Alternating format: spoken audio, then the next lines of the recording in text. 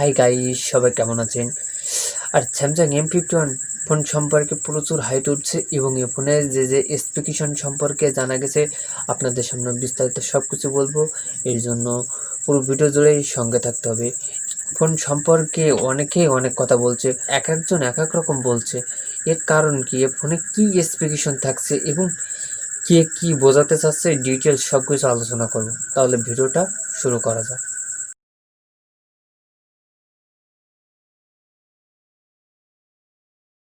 প্রথমে বলে নেই যে ডিসপ্লে সেকশন নিয়ে। এখানে ডিসপ্লে সেকশনে থাকছে 6.5 ইঞ্চির মতো একটা ডিসপ্লে। সবাই একই কথা বলছে যে এখানে 6.5 ইঞ্চির মতো একটা ডিসপ্লে থাকবে। কেউ বলছে অ্যামোলেড ডিসপ্লে, আবার কেউ বলছে এলসিডি ডিসপ্লে। তাহলে আমরা এবার কোনটাকে করব? এবং এই ফোনটার আনুমানিক আপনাদের একটা ধারণা দিয়ে রাখি এর আগে, যে তারপর আপনার কনফিউশন দূর হয়ে যাবে যে এখানে এরা দাম রাখবে ইন্ডিয়ান রুপিতে 25,000 টাকার মতো দাম রাখতে পারে, এটাই জানা যাচ্ছে। তাহলে আপনারা ভাবেন যে 25,000 টাকার ভিতরে আপনার কি এলসিডি ডিসপ্লে চান নাকি একটা অ্যামোলেড ডিসপ্লে চান? সম্ভবত মনে করা হচ্ছে যে অ্যামোলেড ডিসপ্লেই থাকবে, কারণ এত বেশি যদি দাম রাখা হয় তাহলে অবশ্যই দামটা আমাদের বাংলাদেশ বাজারে 30,000 ওভার করবে। সেই অনুযায়ী এতে অ্যামোলেড ডিসপ্লে ইউজ করা আমরা ভাবতে পারি যে এখানে অ্যামোলেড ডিসপ্লে থাকবে এবং এখানে আন্ডার ডিসপ্লে ফিঙ্গারপ্রিন্ট অবশ্যই থাকবে, এটা জানা যাচ্ছে। যদি অ্যামোলেড ডিসপ্লে থাকে এই প্রাইস সেগমেন্টে অবশ্যই আন্ডার ডিসপ্লে ফিঙ্গারপ্রিন্ট আমরা পেয়ে যেতে পারি স্যামসাংয়ের পক্ষ থেকে। এবং এর চিপসেট নিয়ে বা এর প্রসেসর নিয়ে অনেকেই কনফিউশনে আছেন যে এখানে কী চিপসেট বা কার চিপসেট ইউজ করা হচ্ছে।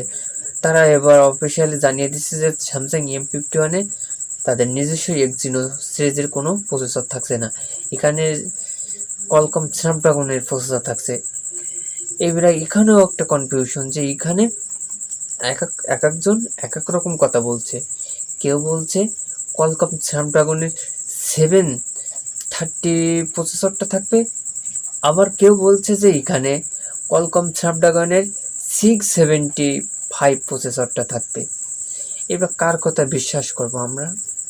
তা আসলে এই প্রাইস সেগমেন্টে মনে করা হচ্ছে যে অবশ্যই 730G প্রসেসরটা যদি দেওয়া হয় তাহলে অবশ্যই ভালো হবে।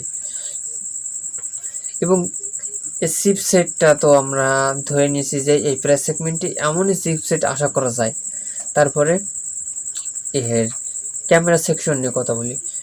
একজন বলছে এখানে কোয়াড ক্যামেরা ফ্যাসিলিটি থাকবে, একজন বলছে ট্রিপল ক্যামেরা ফ্যাসিলিটি থাকবে। আপনারা বলুন যে এই প্রাইস সেগমেন্টে কেমন ক্যামেরা দেওয়া উচিত? এখানে তো এটা কনফার্ম যে এখানে 64 মেগাপিক্সেল প্রাইমারি ক্যামেরা থাকবে এবং তারপরে 8 মেগাপিক্সেল একটা আলট্রাওয়াইড, 5 মেগাপিক্সেল একটা ডেপথ সেন্সর এবং 5 মেগাপিক্সেল একটা ম্যাক্রো শট থাকবে।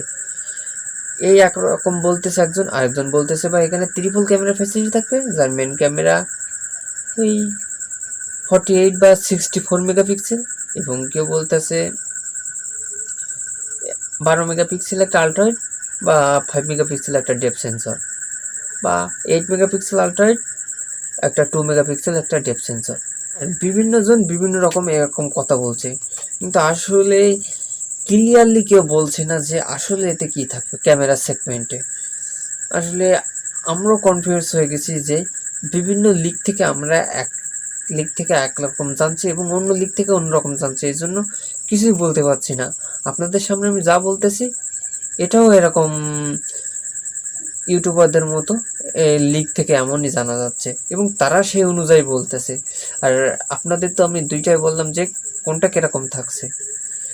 এবং এর অপারেটিং সিস্টেম হিসাবে বলতে হয় যে এখানে অ্যান্ড্রয়েড 10 তো থাকবেই এবং স্যামসাংয়ের নিজস্ব ওয়ান UI 2.0 ভার্সনটাই থাকবে। এবং এর ব্যাটারি সেগমেন্টও একটা অন্যরকম, যে এখানে অনেকে অনেক কথা বলছে। কেউ করছে 7,000 mAh ব্যাটারি থাকবে, কেউ করছে 6,000 mAh ব্যাটারি, কেউ করছে 4,000 mAh ব্যাটারি। এবার আপনারাই বলুন, স্যামসাং তো অফিসিয়ালি জানিয়ে দিয়েছে যে তারা 7,000 mAh ব্যাটারি আনছে, কিন্তু কোন ফোনে আনছে এটা এখনও কনফার্ম জানা যায়নি। কিন্তু অনেকেই আন্দাজ করছে বা অনুমান করছে যে এখানে 7,000 mAh ব্যাটারি থাকতে পারে। তাই 7000 mAh ব্যাটারি যদি থাকে তাহলে একটা চার্জার, ফাস্ট চার্জার দেওয়া উচিত। আর অবশ্যই স্যামসাং বরাবরই তারা 15 ওয়াটের বা 15 ওয়াটের একটা চার্জার দিয়ে থাকে। অবশ্যই তাদের উচিত যে এখানে 50 ওয়াটের বা একটা চার্জার দেওয়া উচিত। কেননা এর আগে আমরা M51 এই ফোনটা আমরা কনফিগারেশন দেখছি এবং এই নিয়ে আমার চ্যানেলে একটা ভিডিও করা আছে, অবশ্যই যদি না দেখে থাকেন আই বাটনে লিঙ্ক দিলাম, এখান থেকে দেখে নেবেন। এবং সেখানেও আমরা ভালো কনফিগারেশন পাচ্ছিলাম এবং তার এই সাকসেসর M51 এই ফোনটাও সেরকম একটা চার্জার আমরা আশা করি। এইসব কনফিগারেশন থাকছে, এক একজন এক এক রকম কনফিগারেশন দিয়ে এক এক রকম ভিডিও বানাচ্ছে। আর আমরা আজকে সবার কনফিগারেশন একসাথে করে আপনাদের বোঝানোর চেষ্টা করলাম যে এক একজন এইরকম বলছে। এবার আপনারা বোঝেন যে আমিও কনফিউজ হয়ে গেছি যে আপনাদের কোনটা বলবো আমি। তাই আমি ভাবলাম যে সবার কথাই এক জায়গায় করা উচিত। আর আপনারা জানেন যে এক এক রকম চ্যানেল থেকে এক এক রকম বলছে, তাই আমরা সে কথা কটা এক জায়গায় করলাম যে কে কি বলতে চাচ্ছে এবং আপনারা কি বুঝবেন এর থেকে, এবার আপনারাই ডিসাইড করুন। এবং এর যে দাম রাখবে সেটা তো আপনাদের কনফার্ম জানিয়ে দিলাম যে এখানে 25,000 রুপির ভিতরে রাখতে পারে এবং ভারতে আর বাংলাদেশে 30,000 টাকার ভিতরে থাকতে পারে বলে আশা করা যায়। এবং এই ফোনটা প্রচুর হাইপ তুলছে। আর এটা এক লিক থেকে জানা যাচ্ছে যে এটা সেপ্টেম্বরের 4 তারিখে লঞ্চ করতে পারে। অনেকেই বলছে যে আগস্টের লাস্ট দিকে লঞ্চ করতে পারে, সেটা তো ভাই ক্লিয়ারলি জানা যাবে লঞ্চ করার পরে বা আরো কনফার্ম কিছু লিক থেকে জানার পরে। এখনো কিছু বলা যাচ্ছে না। আর অবশ্যই এর সম্পর্কে যদি বিস্তারিত আমরা কিছু জানতে পারি অবশ্যই এ নিয়ে আমি একটা ভিডিও বানাবো, আপনাদের কনফিউশন দূর করব। আজকে ভিডিওটা শুধু এই ধারণার উপরেই ভিত্তি করে তৈরি করা হয়েছে যে এই ফোনটা সম্পর্কে কে কি বলছে এবং এতে কি কি কনফিগারেশন থাকছে। আমি তো পুরো কনফিউজ। যদি আপনারা ইউটিউবে সার্চ করেন এই ফোনটার সম্পর্কে দেখেন এক একজন এক এক রকম বলছে, কেউ ক্লিয়ারলি বলছে না যে ভাই এইটাই থাকবে কনফার্ম।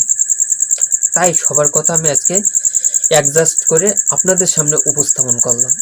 জানি না ভিডিওটা কেমন লাগছে, যদি ভালো লাগে অবশ্যই একটা লাইক করে দিয়ে যাবেন। আর চ্যানেলে নতুন হলে সাবস্ক্রাইব করতে ভুলবেন না, কারণ আমরা ফোন রিলেটেড আমাদের চ্যানেলে ভিডিও আপলোড করে থাকি। এজন্য অবশ্যই আমাদের পরিবারের সদস্য আপনারা থাকবেন। তাহলে দেখা হবে নেক্সট ভিডিওতে। আর আজকের মতো বিদায় নিচ্ছি।